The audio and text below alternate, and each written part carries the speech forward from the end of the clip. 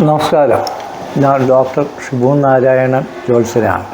ഇന്ന് നടത്തുന്ന ദേവപ്രശ്നം ദേവന്മാരുടെ സാന്നിധ്യവും ക്ഷേത്രവും ബിംബവും ആ ക്ഷേത്രത്തിൻ്റെ നിലനിൽപ്പ് കൊണ്ട് ഗ്രാമജനങ്ങൾക്കും ഭക്തജനങ്ങൾക്കും ഉണ്ടാകുന്ന ഗുണങ്ങളും ദോഷങ്ങളെ തിരിച്ചറിയാൻ വേണ്ടിയുള്ള അഷ്ടമംഗല ദേവപ്രശ്നമാണ് നടത്താൻ പോകുന്നത്.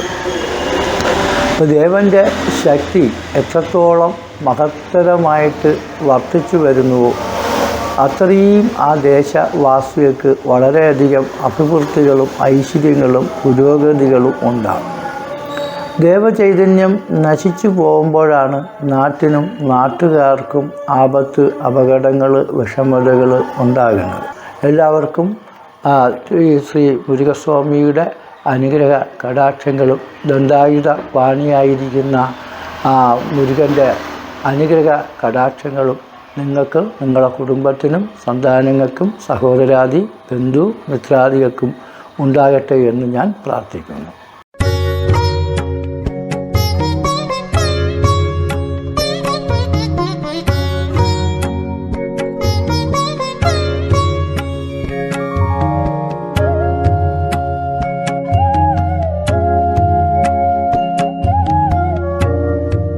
അപ്പോൾ ഈ കാണുന്ന കാര്യങ്ങളെല്ലാം, കൂടെ കാണുന്ന കാര്യങ്ങൾ 2-ാം ദിവസവും 3-ാം ദിവസവും പറയുന്ന കാര്യങ്ങളൊക്കെ 1-ാം ദിവസം തന്നെ ആ സ്പോട്ടിൽ തന്നെ കാര്യങ്ങൾ പറഞ്ഞു തരും.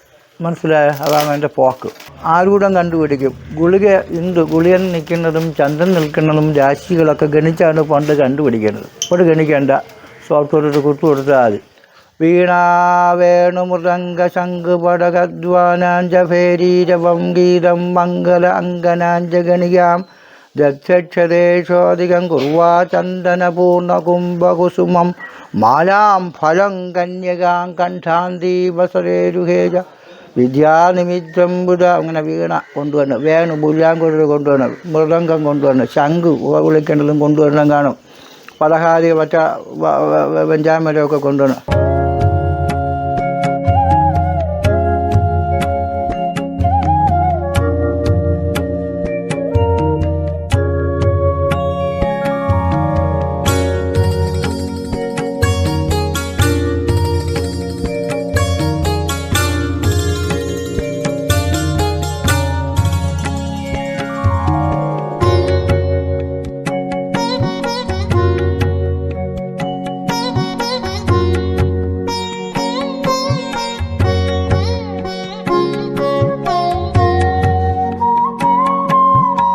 ഇത് ചേട്ടാ, ഇത് സ്കെയിലാണ്, അളവ് പോലെ ദിവസം ചെയ്യേണ്ട പരിപാടിയാണ്. നിങ്ങൾ ചെയ്തോളൂ, കുഴപ്പമില്ല.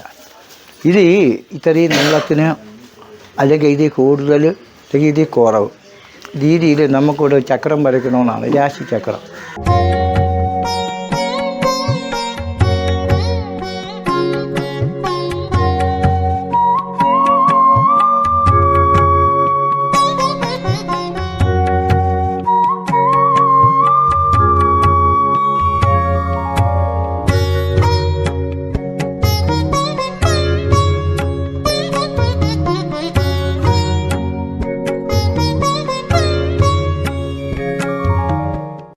രേഖ പിന്നെ എവിടെ ഉണ്ട് സ്വാമ? വേറെ എവിടെയെങ്കിലും രേഖാച്ഛേദം ഉണ്ടാ സ്വാമിയുടെ പറയും. എവിടെയൊക്കെ രേഖാച്ഛേദം ഉണ്ടോ അവിടെയൊക്കെ അതിരി തർക്കവും വഴി തർക്കവും ഭൂമി തർക്കവും അവകാശ തർക്കവും ഉണ്ടെന്നാണ്. ഇവർ നമ്മളെ ചെയ്യാൻ തമരുകയില്ല, ചെയ്യില്ല, അങ്ങനെയുള്ള പ്രശ്നങ്ങളുണ്ട്. ഇങ്ങനെ അറിയാം.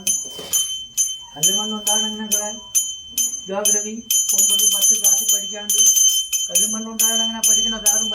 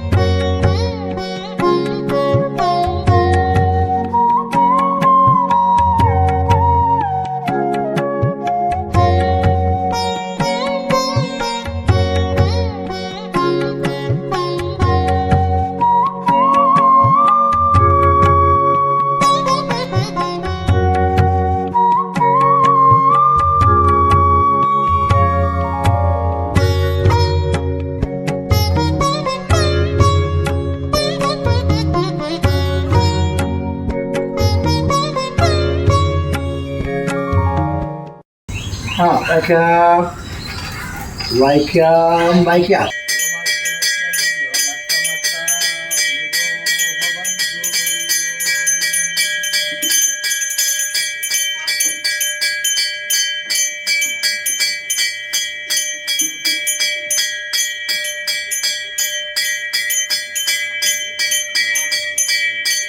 സാന്നിധ്യത്തിനും ക്ഷേത്രത്തിനും ബിംബത്തിനും നല്ല ചൈതന്യം ഉണ്ടെന്നാണ് മാറ്റവും കോട്ടവും ഇല്ലാതിരുന്ന. പക്ഷെ ഇങ്ങനെയുള്ള കുറവുകൾ വന്നാൽ എന്താണ്, എന്തൊക്കെയോ അതിൻ്റെ പൂർണ്ണതയ്ക്ക് ഒരു കുറവ് ബാധിച്ചിരിക്കുന്ന കണക്ക് ഉണ്ട്. രണ്ടും നിങ്ങൾ കുടുംബക്കാരും കമ്മിറ്റിക്കാരും ആകെ തല തിരിഞ്ഞിരിക്കുന്നു. കണ്ടോ, ഇവിടെ പൈസ കിട്ടാനുള്ള മാർഗമുണ്ട്. പക്ഷെ ഇവിടെ ആരും ഞാൻ തരില്ല. ഞാനത് വാങ്ങിച്ചോ എങ്കിലും എന്തോ ചില കമ്മറ്റിക്കാരുടെ ഭാഗത്തുനിന്ന് നമ്മുടെ ഭാഗത്ത് നോണ്ടനണ്ട. ഈ നോണ്ടന പരിപാടി ഇതിനെ കാത്ത നോണ്ടനാണ്. അവിടെ ശുക്രൻ ഇപ്പോണ്ട്. ശുക്രശാല ഗണേശനും ഗണപതിയും ഭഗവതിയും മഹാദേവനും പിന്നെ മുരുകനാണ് നമുക്ക് ബിംബസ്ഥാനം വഹിച്ച് കർമ്മസ്ഥാനം വഹിച്ച് നിൽക്കുമ്പോൾ ബിംബം കൊണ്ടും കർമ്മം കൊണ്ടും ചൈതന്യം ഭയങ്കര രീതിയിൽ ശോഭിക്കുന്ന അവസ്ഥയിലാണ് മുരുകൻ. വളരെ തൃപ്തനായിട്ടാണ് ഇരിക്കുന്നത്. പിന്നെ ആർക്കാണ് അതൃപ്തി? അപ്പോൾ ശിവനെ നമുക്കൊന്ന് പൂജിച്ച് ശരിയായിട്ട് എഴുതണം. അപ്പോൾ എല്ലാ കാര്യങ്ങളും നേരെ ശരിയായിട്ട് സ്വർണ്ണാരുടെ പ്രകാരം 3ലേക്ക് വേഗം ആ ജോത്സ്യൻ ഉടനെ കയറിയാൽ. അപ്പം നിങ്ങൾ വലിയ മിടുക്കരൊന്നും അല്ല. മുരുകൻ നമുക്ക് താമ്പൂല പ്രശ്നം വെച്ച് നോക്കുമ്പോൾ കൊള്ളാമെങ്കിലും സ്വർണം വച്ചതില്ല. 3ലാണ് വേല നിൽക്കണം. 3 വേല നിന്നാൽ ദൈവാനുഗ്രഹം ഇല്ല.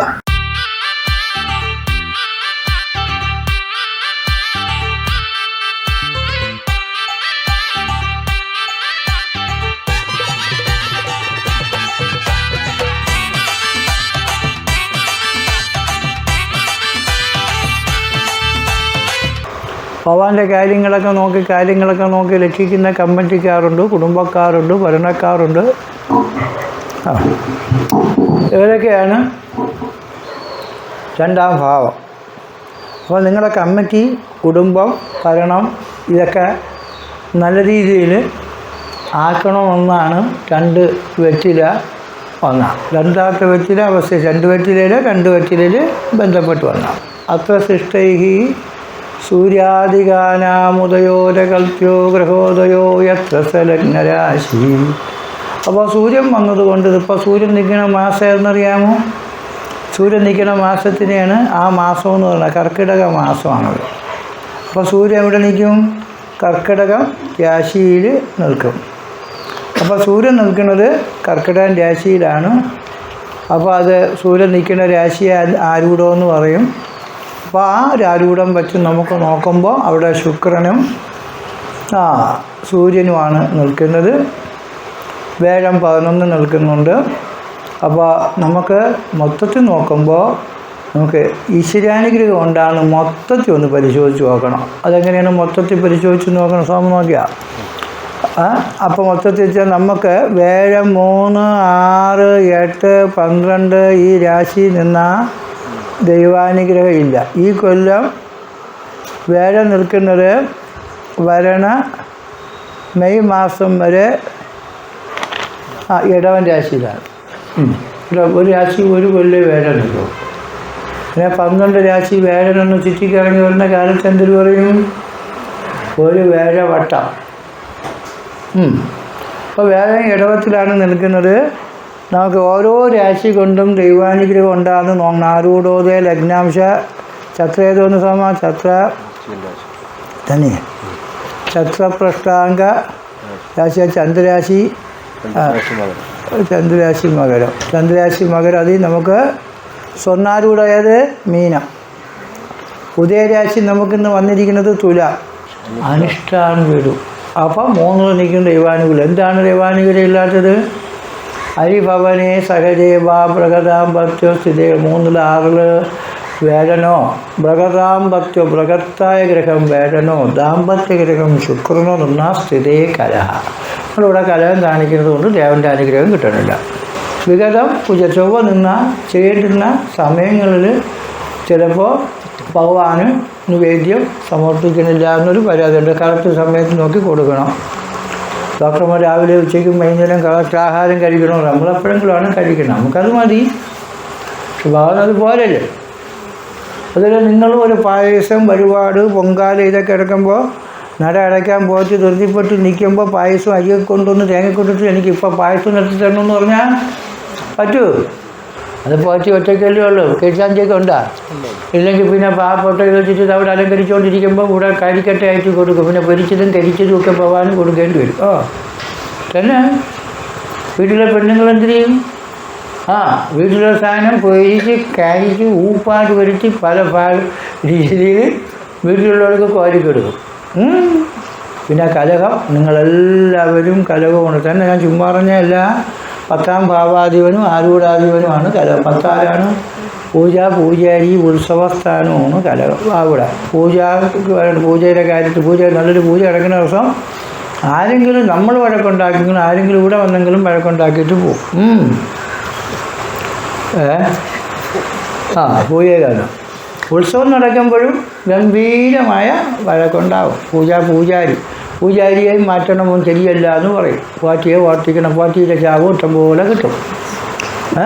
തന്നെ ഈ പാവശ്യേ ബാധകസ്ഥേ സുരഗുരു സഹിതേ തദ്ഗൃഹേ വാ ദുജാനാം ദേവാനാം വാസുശാവോ എന്നാണ്. അതേപോലെ ബാധാദോഷം, ദേവശാപം, ബ്രാഹ്മണശാപം, സർപ്പശാപം ഒക്കെ ഈ കുടുംബക്കാർക്കും നാട്ടുകാർക്കും ബാധിക്കുന്നു എന്നാണ് കാണിക്കുക. അങ്ങനെ വന്നാലാണ് ദൈവാനുകൂല്യം മറഞ്ഞു പോയാൽ നമുക്ക് എത്ര രാശി കൊണ്ട് മറിഞ്ഞിരിക്കുന്ന സ്വാമ.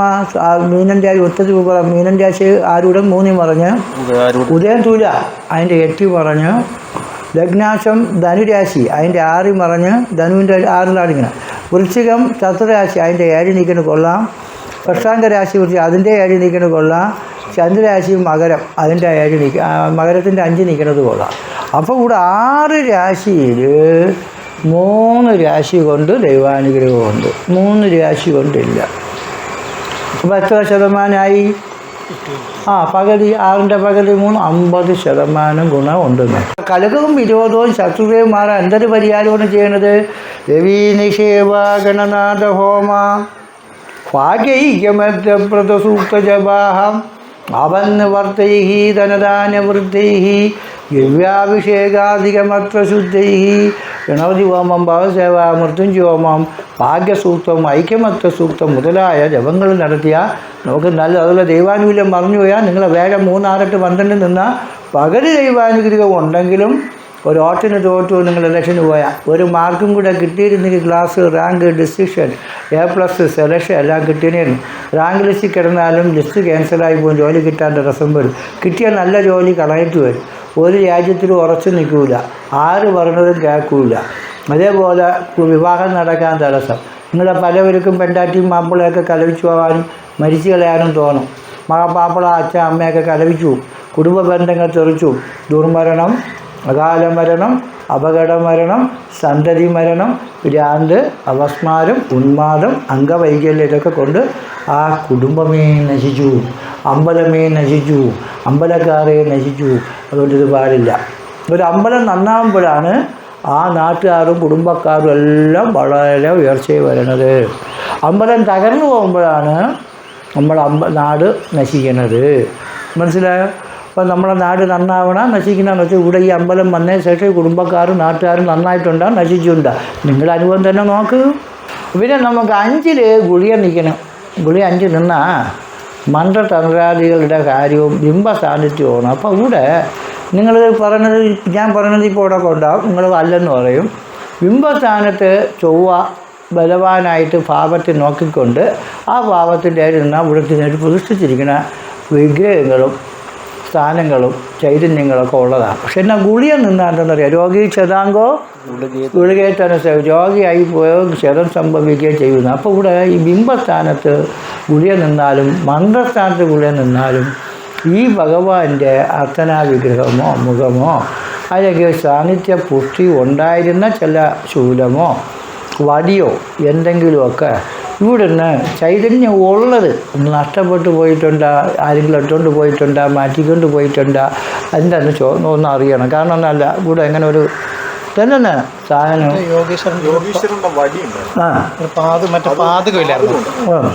അതെ.